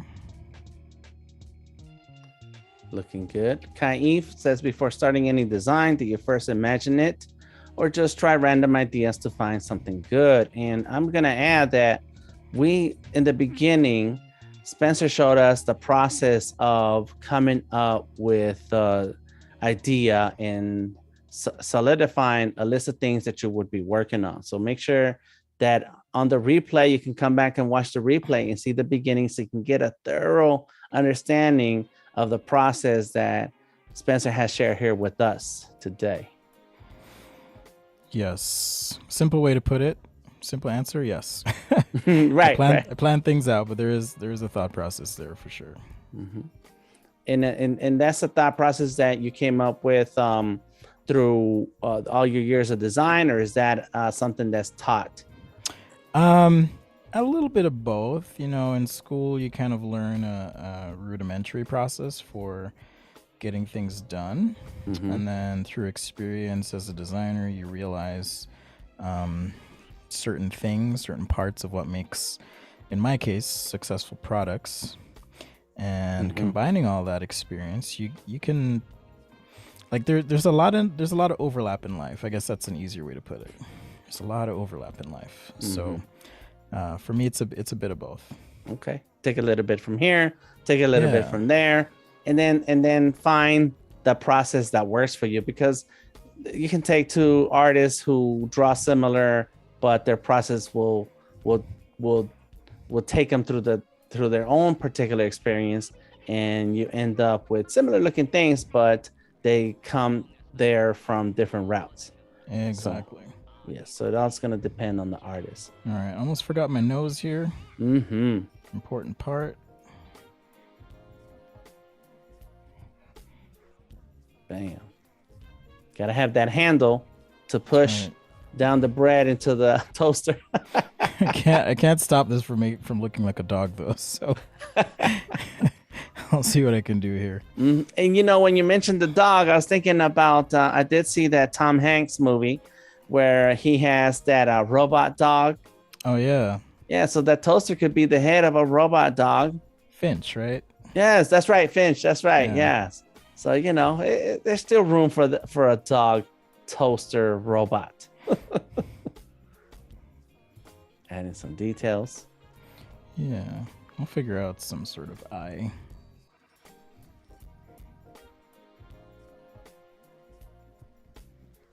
Nice, nice, nice. Yeah, I kind of like that. All right. So now, a couple other things here. Mm-hmm. How about you? Do you like to spend a lot of time on your pieces? Like, is that part enjoyable? No. I grew up drawing comics, drawing characters out of comic books. And so the comic book is really small, the size of the actual comic book. Yeah. And so I used to draw small. I did not know what comic book artists did and how the process worked. So when I was a kid, like giant size stuff. Right, exactly. So I got used to drawing small. And as I realized that there's more out there than an 8.5 by 11 sheet of paper, I then felt like if I spend too much time on a drawing, I get easily bored, and I don't want to look at it anymore. So I found my process just like you, where I have a workflow that lets me move through the process quickly, so I can see if this is what I want to do or not, make my decisions. But ultimately, my goal is to see a finished drawing. And so then there's some times where I do want to experiment and see what happens. So it all depends. But yeah, I get tired of a drawing quite fast. Yeah, I have a few friends who do what would I call it? Hyper real drawings. You know those drawings that just look super real. And I always say to them, there's just no way I could do that. Like they'll spend 300 hours on a drawing, you know what I mean? On one drawing. Wow. Yeah, that's a lot. I did a banner mural that's 36 feet long. I spent over 30 hours in the illustration. Ooh. But that's it. Like I got to a point where it's like, okay, that's it. We're done. This looks good. I did a piece like that once. It was, it was 45 feet wide and 15 feet tall. It's for an oil sheik in Dubai. Nice. And that one took forever. Actually, I had to buy a Mac Pro just for the project. This was about 10 years ago. Yeah, so it can handle that kind of workload, huh? Exactly. Yes. I forgot my forehands here, but let's see. How are we in time? We got, what, 20 minutes? Yes, we do. Little less. A little less than 20, okay. All right, we're good. Cool. We got time. I know DTM's still like, really, dude? You sure? That's actually one of my favorite parts of the workshops I do and the things I do. I'll spend a lot of time doing the lines and kind of setting everything up, and then at the end, it just comes together. So, boom. You may not have noticed, but I did just turned off the line work. Right? Okay, so, I did not notice that. Yeah, so you can kind of start to see a bit more, and this is maybe similar to what you do in Vector, and then I'm just blocking in some areas, right, where there may not be light on this part of the object, or I want to just show maybe a bit of a surface transition, right? I'm just kind of color blocking still. That's right. Steve says Wolverine Robo Waffler. Wolverine Robo Waffler. I guess so, technically. Yeah. Technically. You just need that little sound effect. Ching, ching. All right. So what I like to do at this point now is I'll jump to one of my favorite brushes. In fact, in Fresco, you can select your favorite brushes. Mm-hmm. I'm going to pick so I'm going to jump to favorites. I've got some of my own brushes here as well, but I'm going to pick the Go-Go brush. And I like this one because it has some decent texture. And now I'm going to jump to a new layer. I'm just going to do highlights and shadows. Let's see. Let's make sure this is big enough. Mm-hmm. Always kind of do a few test strokes. Yeah. Boom. Oh, look at that. Right, and then you can pick colors on the canvas as well.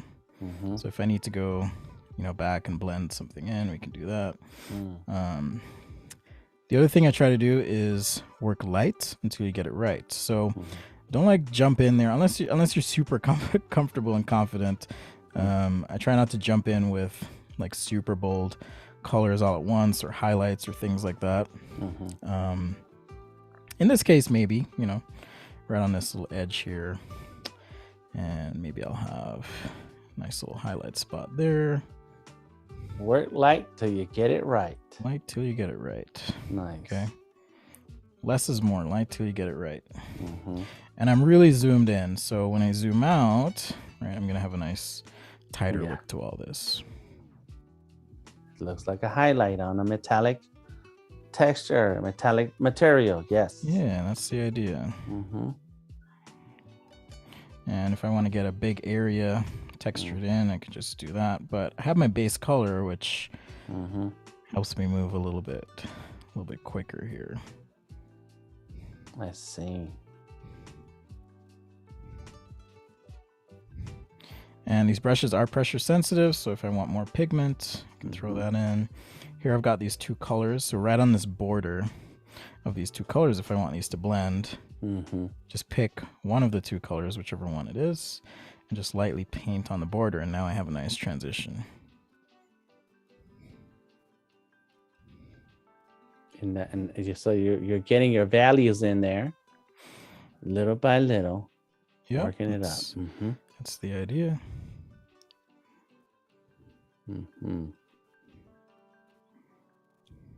And so that you called it the Go-Go brush. Yep. Is that what it's called? Go-Go brush. That's what I'm not sure if it might be a Kyle brush actually. Okay. But I like it because you can quickly transform a flat painting into something with texture. Nice. It's really cool. There it goes. I like that. Yeah, so it's a different tone of that blue, of that yeah, so I just pick the colors and then go in, maybe pick something a little lighter here, adjust the brush size. Now I've got a highlight. Wow. Big difference the highlights and shadows makes. Very nice. I want to remind everybody to check out the first week of Photoshop Daily Creative Challenge, the replays with Voodoo Val every weekday at 9 a.m. Pacific time. Tune in and challenge yourself with a new prompt each day. I've done a few of those. I like the Photoshop and the Illustrator daily challenges because they let you try out a different tool out of the Photoshop that you hadn't touched before. So go ahead and check that out. That's super awesome. I need to try those. Yeah, they're fun and they're short. It's like real quick, just on that tool, just on that one exercise, and you learn something new right then and there. All right, just a little tip here as well, and I do this to check myself quite often. Again, if you've watched me before, you know I do this, but you can squint and look at your work. Do you ever do that? Yes, people tell me to do that. And then it'll give you a sense of where you need to add some contrast. Right? And, areas that may have shadows and so forth, we can add those. But again, once you zoom out, you can kind of see where this is going. And there goes the back leg and the back arm, where the further away it is, so the value and the shadow is a little higher. That's right. I like it. Maybe drop the saturation a little bit too.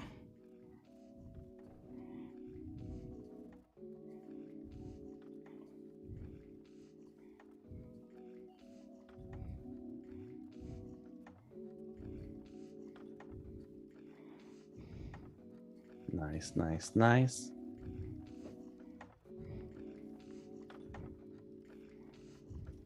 Cool, cool, cool.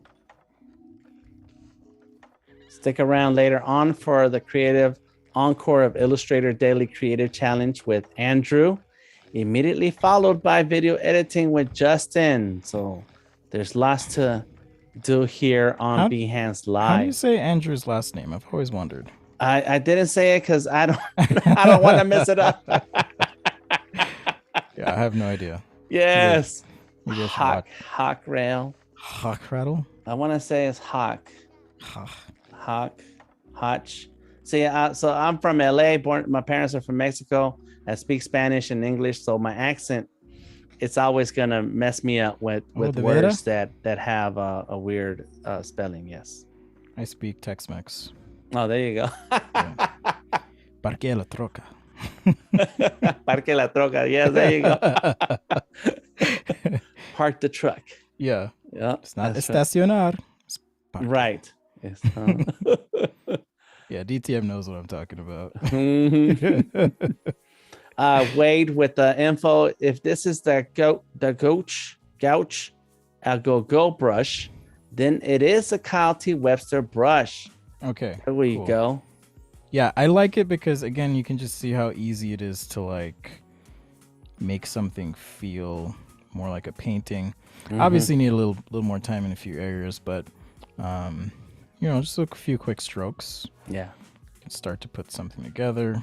Yeah, and Wade again with another save, Hawk Rattle. Hawk Rattle. Okay. Andrew Hawk Rattle. Okay.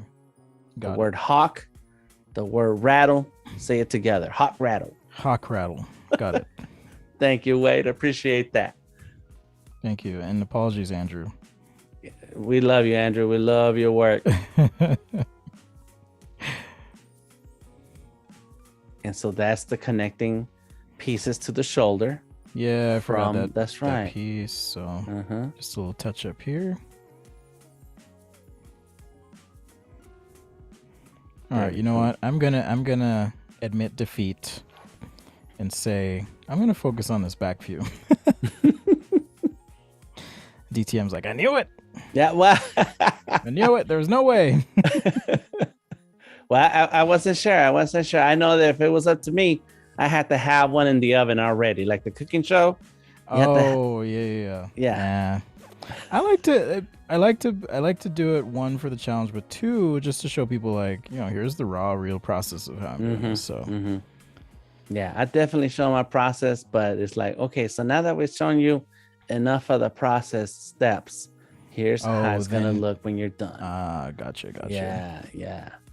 But hey, you know, so if you had a 2-day stream, hello Adobe, then we'd have plenty of time. Yeah, I normally do the 2-day streams, so it's all good though. It's the short week. It's all good. Not to be confused with Shark Week. There you go. Which is also a cool week. Yes. Yes. If you're just joining us and you are on YouTube, please come on through to adobe.net/live, where you can check out the work by Sketch a Day art creator Spencer Nugent, and check out some of the links. Spencer is on Twitter, YouTube, Instagram, and his own website, sketchaday.com. Yeah, he's everywhere. He is everywhere. That's what I like, that, you know, you are a very creative person who has channeled that energy into different areas and shares the process. So you can always catch up on YouTube and see the process live and learn from it every day. And it looks like you got lots of books and guides available on your website. I do. Yeah. So if you're interested in this kind of stuff, I do have a digital guide. It's 167 pages. Whoa. you can check out. Mm-hmm. So and PDF available too. So PDF is available. So if you if you want to download it, print it, I'm not gonna be mad at you. It's all good. Or you can get the printed version, which is also available. And the printed version is available, but your other books, like the 500 volume 1 and 2, those are all PDFs. Those are all PDFs. Okay. Yeah. Because if I got the book, I want to see the rest of your books in my bookshelf. Oh, gotcha. Well, yeah. I'll just say I'm working on some interesting projects this year. That's all I'll say. Okay. All right. Yeah. All right. Stay tuned. Stay tuned. Follow the Instagram or Twitter to stay up to date. That's right. Sketchaday.com is yes. And that's what I need to do with my work is like organize it so that I can have a book. You can't have a book until you organize the artwork. Yeah. But you got to start somewhere. So sometimes just even starting is what you want to do. Right? Just throw it together. Yeah. Okay. I like the little details in that fork. That was cool. Thanks. Yeah, keeping that robotic details, it's makes it more real. There goes the brush again. And so Basisht is asking, when can we see the robot in the market? Right. Take my money. That would be nice. Coffee and toast and waffles. There you go. Part of a balanced breakfast. What's up, Claudia? Thank you for stopping by. Claudia, print my soul. Hey, Claudia. Welcome. Look at that. Those little highlights make a big difference. There we go. And the highlights and shadows are all in the same layer. Yeah, at this point, I'm just going with the same layer. Okay, yeah. So normally, I might take some time to split things up, but this is all just the same layer right now. Yeah, you're very brave.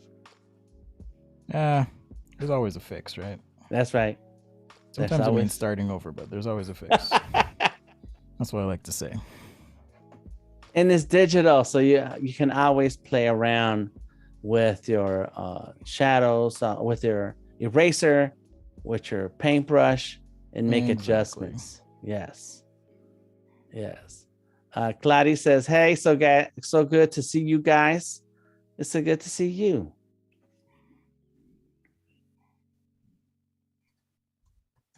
We are hanging out here on behance.net/live.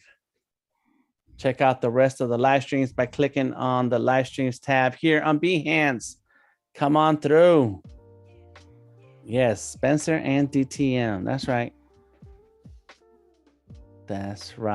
Find us and a ton of other artists right here on Behance live streams. And if you want to be a live streamer, there is a link where you can apply to live stream here on Behance. I like to live stream on Behance because everybody who shows up here is an artist or loves art. So we're already at a point where it's a big community working together, hanging out together. That is kind of nice. Yes. And please stick around for the creative encore of Illustrator Daily Creative Challenge with Andrew Hawk Riddle, immediately followed by video editing with Justin Odisho. And in the mornings, catch Voodoo Val every weekday at 9 a.m. Pacific time. Right now, we have the Photoshop Daily Creative Challenge replays. Go ahead and challenge yourself with a new prompt every day. Make sure you follow Spencer and all his links, and there's a ton, but go to sketchaday.com or click on his name here in the body description of the video here on Behance, and you can go follow more of his work, where we have reached near the end of the stream. So let's give everybody, please give Spencer a hand. Give him some love here in the chat. Tell him how much you like his work. Follow him on YouTube. There's a ton of videos there, and you should just play the YouTube channel straight through. Just start one video and play it through so you can get that creativity flowing in your body, in your soul, in your art. and then tag him in your work It because I'm might pretty take sure he'd like you to see. it might take you a year to get through it, but Yeah, it's all good. yeah. We need the video, the play count. We need that play count. So just play it anyway. No, Oh yes. I appreciate the opportunity as always to be here on Adobe Live. Always a good time. Um, really good time hanging out. So Well, we enjoy watching your work. Today was illustrating robot characters with Spencer Nugent. If you missed the beginning, you want to go ahead and watch the replay because the foundation for the robot is clearly explained. There is a process to help you gather your ideas. No ideas are too crazy. Just throw them all in there together and you'll slowly find your character design to work for whatever ideas that you want to see, but they start somewhere. So you want to go ahead and check out the beginning of the video. I am DTN, Delta Tango Mike, and this was Spencer Nugent, illustrator and industrial designer, working with Adobe Fresco. Thank you, Spencer. Appreciate your time. Thank you for hanging out with us today. thanks, DTM. Much love. Thanks, Thank you. everyone. You're very welcome. Thank you, everyone. And stay tuned for more here on Adobe Live. Adobe and behance.net live /live. Thank you, everyone. Peace out.